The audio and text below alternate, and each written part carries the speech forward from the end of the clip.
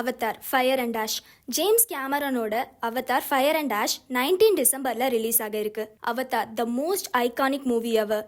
James Cameron Avatar கதையை 1994 எழுதிட்டாரு.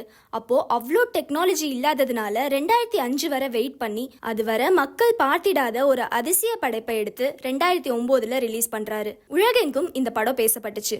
Movie ஃபுல்லா 80% computer generator imaginary CGI use பண்ணி எடுத்திருக்காங்க.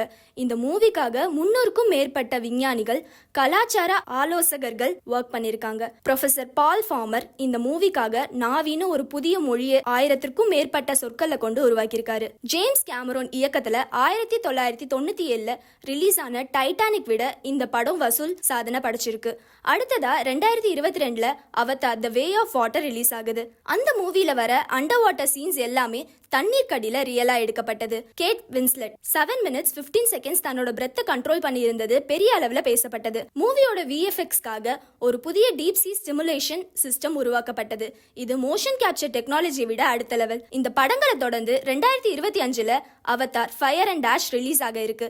இந்த மூவில அகைன் ஒரு new clan, new Avatar, new ஸ்ட்ரகிள்ஸ பார்க்க போறோம். அவதார் ஃபயர் அண்ட் ஆஷ் ஏன் இந்த டைட்டில் வச்சிருக்காங்கன்னு தெரியுமா?